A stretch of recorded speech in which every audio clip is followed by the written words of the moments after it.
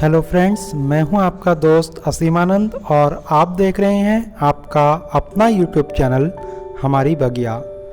दोस्तों, हमारी बगिया में आज के एपिसोड में मैं आपको बताने वाला हूं कि कटिंग को किस तरीके से लगाया जाता है, उसकी मिट्टी कैसे तैयार की जाती है, किस मौसम में इसे लगाना चाहिए, किस तरह के पॉट में लगाना चाहिए, जिससे कि आपकी जो कटिंग है वो 100% सक्सेसफुल हो।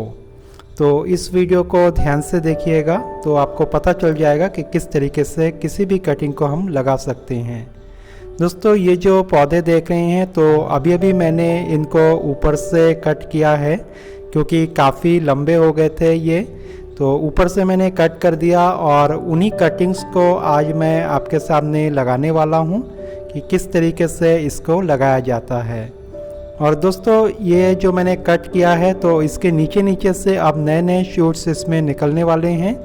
तो किसी भी तरह के जो इस तरह के पौधे होते हैं तो उसको अगर आप काटेंगे तो नीचे से जो है नए नए पत्ते फिर निकलने लगेंगे और नए नए शूट्स भी आएंगे। मोस्टली जो पौधे हैं वो सब कटिंग से लग सकते हैं। यहाँ जितने भी आप सजावटी पौधे देख रहे हैं तो ये सभी लगभग जो है कटिंग से ही लगे हुए हैं और इनमें से किसी भी पौधे को मैंने कहीं भी मार्केट से या किसी नर्सरी से परचेज़ नहीं किया है। दोस्तों, इस तरह के पौधे अक्सर आप अपने आसपास देखते होंगे, तो वहाँ से अगर आप थोड़ा सा एक ब्रांच लेकर के आएंगे तो उससे आप नए पौधे तैयार कर सकते हैं। दोस्तों, ये जितने भी आप पौधे यहाँ पर देख रहे हैं जो कि गुलदाउदी के हैं, तो ये सब जो है कटिंग से ही तैयार किए हुए हैं और अब ये पौधे बन गए हैं, धीरे धीरे जो है बड़े हो रहे हैं। और ये जो आप पौधा देख रहे हैं गुड़हल का, तो ये भी कटिंग से है। और यहाँ पर जो इरेक्टिका थम्बेर्जिया का पौधा है तो ये भी कटिंग से ही मैंने तैयार किया है। और दोस्तों, इसके बाद ये और एक पौधा देख रहे हैं जो कि हिबिस्कस का है, तो ये भी कटिंग से है। और इससे पहले जो आपने मेरे गुड़हल का गार्डन देखा था तो हिबिस्कस के लगभग मेरे पास 30-35 पौधे हैं और उन सबको ही मैंने लगभग जो है कटिंग से ही तैयार किया। केवल 4 पौधे ऐसे हैं जिनको कि मैंने मार्केट से परचेज़ किया था। ये दोस्तों जो कनेर है उनके पौधे हैं, तो कनेर के कई कलर के जो पौधे हैं तो वो मैंने इस बार कटिंग से लगा दिया है और बहुत अच्छे सक्सेस रेट इसमें हो रही है। इसको मैंने लगभग अब से 1 महीने पहले लगाया था और देखिए कितने अच्छे अच्छे हरे भरे पत्ते अब इसमें निकलने लगे हैं। दोस्तों, यहाँ पर इसमें थोड़ा सा पानी ज़्यादा हो गया था और हमेशा जो है बहुत ज़्यादा छाए में था, तो इसमें कटिंग ठीक से सक्सेस लग नहीं रही है, पत्ते अभी मुरझाए हुए लग रहे हैं। लेकिन बाकी के जो भी प्लांट्स हैं वो मेरे बिल्कुल तरोताज़ा हैं और नए नए पत्तियां जो है सभी में निकल करके आ गई हैं। तो कटिंग जब भी लगाए थोड़े से ज़्यादा आप लगाए, हो सकता है कि एक आध आपके पौधे कई बार कीड़े या फंगस अटैक की वजह से ख़राब हो जाते हैं। जैसे कि ये एक पौधा है गुड़हल का, तो ऊपर जो है मिलीबग का अटैक हो गया था, तो ऊपर के जो भी यहाँ पर ब्रांच निकले थे तो उसको मिलीबग ने ख़राब कर दिया। मेरा ध्यान यहाँ पर नहीं गया था, लेकिन नीचे से जो है देखिए नई स्प्राउटिंग हो रही है और नए तरीके से जो है यहाँ से पौधे बनना शुरू हो गया है। तो अभी मैं इसको बिल्कुल हिलाऊंगा डुलाऊंगा नहीं और अब देखते हैं दोस्तों कि कटिंग को कैसे लगाया जाता है। दोस्तों, मोस्टली जो कटिंग होती हैं एक ही तरीके से लगाए जाती हैं। जैसे कि यहाँ पर मैंने वो कटिंग लिया है जिस पौधे को मैंने अभी कट किया था, तो जो कोलियस है तो उसकी वैरायटी आप इसको समझ सकते हैं क्योंकि थोड़ा सा नरम होता है, उसी के तरह ये नेचर में सॉफ्ट होता है और इस तरह के पौधे बहुत जल्दी बढ़ते हैं, बहुत जल्दी कटिंग से ग्रो भी हो जाते हैं। दोस्तों, इस तरह के सॉफ्ट नेचर वाले जो भी पौधे होते हैं तो उसको जो है ऊपर ऊपर से कटिंग हमें लेना चाहिए, जो उसकी टिप होती है वहाँ से, तो वो बहुत अच्छा ग्रो करते हैं। गेंदा और गुलदाउदी के जो पौधे हैं वो भी इसी तरीके से लगाए जाते हैं। दोस्तों, सबसे पहले जो है हमें इसके लिए जो सॉइल मिक्स तैयार करना है तो उसके लिए आप चाहे तो खाली रेत का यूज़ कर सकते हैं। रेत में बहुत जल्दी बहुत अच्छे से जो है जो जड़ें हैं वो आ जाती है। और चाहे तो आप नॉर्मल सॉइल में भी कटिंग को ग्रो कर सकते हैं, या सॉइल और जो रेत है वो आधा आधा मिला करके भी आप इसको ग्रो कर सकते हैं। दोस्तों, जब भी आप कटिंग ग्रो करते हैं तो उसमें कभी भी बहुत ज़्यादा खाद वगैरह का यूज़ ना करें, उससे कटिंग जलने का खतरा बना रहता है। इसलिए अगर आप वर्मी कंपोस्ट का यूज़ करते भी हैं तो रेत के साथ या मिट्टी के साथ केवल 10% या उससे भी कम वर्मी कंपोस्ट का इस्तेमाल कर सकते हैं। दोस्तों, ये जो सॉइल देख रहे हैं तो यहाँ पर इसमें जो है मिट्टी और रेत पहले से मिला हुआ है।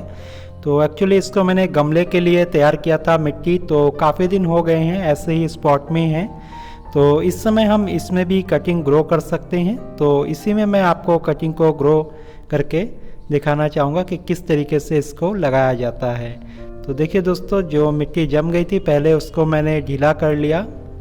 उसको खुरपी से खुदाई करके ढीला करके आप बिल्कुल प्लेन कर लें। और इस तरह के पौधे को दोस्तों इस तरह के जो टब होते हैं उसमें आप लगाएं जिसमें ज़्यादा कटिंग जो है एक साथ लग सके। जब आप पास पास कटिंग को लगाएंगे इस तरह के पौधे के, तो वो आपस में जो है एक दूसरे की उसकी छाया भी मिलेगी, और आपस में जब बहुत सारे कटिंग एक साथ रहेंगे तो उसमें जो है उसकी ग्रोथ भी अच्छी होती है। जबकि आप इस तरह के पौधों को अगर सिंगल सिंगल लगाएंगे तो वो इतने अच्छे तरीके से नहीं चलेगा। हालांकि उसमें भी ग्रो हो जाएगी, लेकिन इस तरह से नर्सरी वाले मोस्टली लगाते हैं। दोस्तों देखिए, मिट्टी को खोदने के बाद पहले ही मैंने इसमें पानी डाल दिया। और जो भी पॉट आप यूज़ करें नीचे कई सारे आप ड्रेनेज होल बना लें। ड्रेनेज होल मैंने इसमें 7-8 नीचे से कर रखा है, जिससे कि पानी तुरंत से ड्रॉप आउट हो जाए जो भी एक्स्ट्रा है। पानी दोस्तों पॉट में अगर जमा हुआ रहेगा तो कटिंग आपकी सड़ जाएगी, कटिंग आपकी फेल होने का चांस उसमें बना हुआ रहता है। अब दोस्तों, ये जो कटिंग है अब इसको कैसे लगाना है तो उसको देखिए। ये जो जगह मैं दिखा रहा हूँ आपको, ये इसका नोट एरिया कहलाता है, जहाँ से कि पत्ते निकलते हैं। तो ये नोट एरिया जो है आपका मिट्टी के अंदर ज़रूर होना चाहिए। तो एक नोट एरिया तो कम से कम आपका मिट्टी के अंदर दबा हुआ होना चाहिए, क्योंकि जो पौधे के रूट्स है वो वहीं से डेवलप होना शुरू होता है। तो इस पौधे को या इस कटिंग को मैं काट लूँगा और नोट एरिया को मैं बाहर निकाल लूँगा।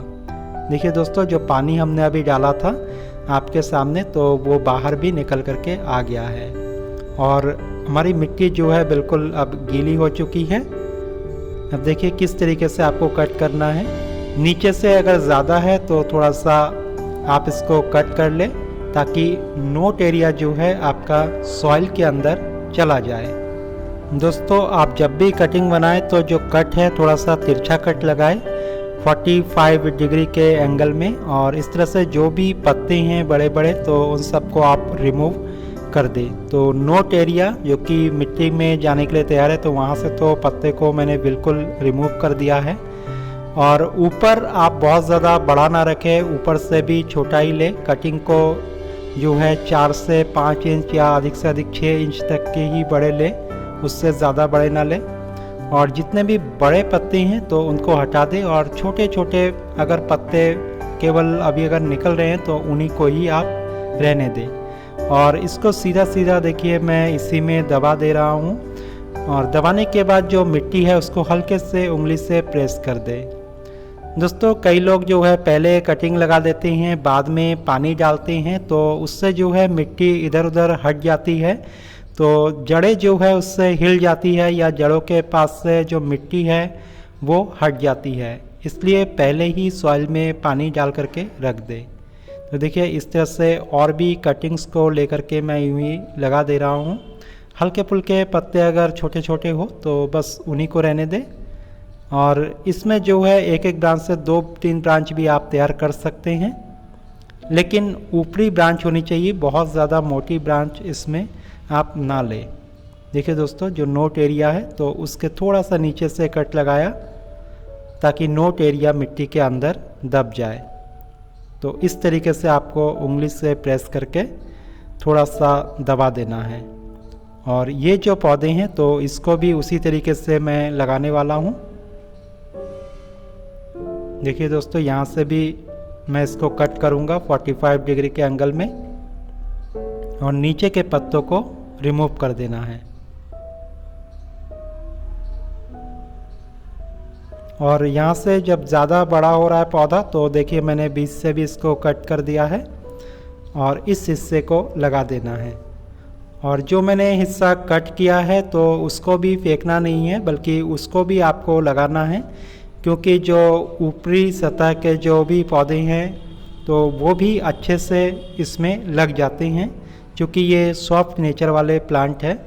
और इसी तरीके से आप गेंदे को भी लगा सकते हैं, गुलदाउदी को भी लगा सकते हैं, और इसके अलावा जो भी सॉफ्ट नेचर के पौधे हैं, कोलियस वगैरह है, तो उन सबको भी लगा सकते हैं। दोस्तों, जो हार्ड नेचर वाले पौधे होते हैं जैसे कि गुड़हल का होता है या बोगनवेलिया का होता है, या इसी तरह से बहुत सारे पौधे और भी होते हैं, तो उनको आपको जो है पुरानी ब्रांच को ही लेना है, और ब्रांच जहाँ से निकल रहा हो तो कोशिश करें वहीं से ही आप ब्राउन कलर के ब्रांच को ले लें। और ब्रांच लगभग पेंसिल जितनी मोटाई की उसमें लेनी होती है, और उसमें जो है 5-6 इंच की जो ब्रांच है वो लेनी होती है, इतने लंबाई की कटिंग, और उसको भी तिरछे कट करके ही लगाना होता है। बाकी सभी में एक नोट एरिया जो है आपके मिट्टी के अंदर होना चाहिए। देखिए दोस्तों, यहाँ पर ये सारे पौधे मैंने इसमें लगा दिए हैं। दोस्तों, जो हार्ड नेचर वाले पौधे होते हैं तो उसको आप सिंगल सिंगल लगा सकते हैं। कटिंग को लगाने के बाद उसे हिलाए डुलाए ना, बल्कि जो पॉट है उसको किसी छायादार स्थान पर रख दें जहाँ की खुली हवा हो, कमरे के अंदर उसे ना रखें। कटिंग को हमेशा ऐसे मौसम में लगाएं जबकि ना बहुत ज़्यादा गर्मी हो ना बहुत ज़्यादा सर्दी हो। ऐसे मौसम में कटिंग अच्छी ग्रो करती है। और अगर आप इसे बारिश के मौसम में लगा रहे हैं तो ड्रेनेज का बहुत ज़्यादा ध्यान रखें, और हो सके तो बिल्कुल रेत में ही आप उसे लगाएं, जिससे कि तुरंत पानी ड्रेन आउट हो जाए। कटिंग आप जिस मिट्टी में भी लगा रहे हो तो उसमें थोड़ा सा फंगिसाइड पाउडर या थोड़ा सा हल्दी ज़रूर मिला लें, जिससे कि फंगस मुक्त वो मिट्टी हो जाए। और इसके अलावा कई लोग जो है रूटिंग पाउडर का इस्तेमाल करते हैं, तो रूटिंग पाउडर का इस्तेमाल आप कर सकते हैं, लेकिन आमतौर से जो घर में लोग कटिंग बनाते हैं बहुत कम इस तरह की चीज़ों का इस्तेमाल करते हैं। तो चाहे तो उसके जगह पर आप एलोवेरा लेकर के उसके थोड़े से जूस को आप कटिंग में लगा करके उसके आगे पीछे लगा करके उसको लगा सकते हैं। इससे भी जो है फंगस अटैक से पौधा बच जाता है। इसके अलावा अगर आपके पास शुद्ध शहद है तो शहद में भी आप कटिंग को डिप करके उसको लगा सकते हैं। सॉफ्ट नेचर वाले जो पौधे होते हैं तो उसमें जो रूट्स है वो 10-15 दिन में निकल आते हैं, और 10-15 दिन के बाद उसको आप नए पॉट में रिपोर्ट कर सकते हैं। और रिपोर्ट करने के बाद एकदम से उसको तेज़ धूप में कभी ना रखें, पहले शेड में ही रहेगा वो, और फिर धीरे धीरे जो है केवल मॉर्निंग की धूप दे और धीरे धीरे ही उसको बाहर लाए। पूरे धूप में कभी भी एक साथ किसी भी पौधे को ना लाए। और जो हार्ड पौधे हैं तो उसमें रूट्स आने में कई बार बहुत देर हो जाती है, कई बार 1 महीने और 2 महीने भी लग जाते हैं। तो जो भी उस तरह के हार्ड नेचर वाले पौधे हैं तो कम से कम 1.5-2 महीने तक उसको रिपोर्ट ना करें, और उसके बाद रिपोर्ट करना बेहतर रहेगा। कटिंग को कभी भी बहुत बड़े पॉट में ना लगाएं और ना ही डायरेक्ट सन में लगाएं, बल्कि हल्के शेड में ही उसको लगा करके रखें। उम्मीद है दोस्तों आज की ये जानकारी आपको बहुत अच्छी लगी होगी। आगे भी इसी तरह के वीडियोस लाता रहूँगा। इसके लिए लगातार हमारी बगिया यूट्यूब चैनल के साथ बने रहे। वीडियो में अंत तक बने रहने के लिए आप सबका हृदय से धन्यवाद।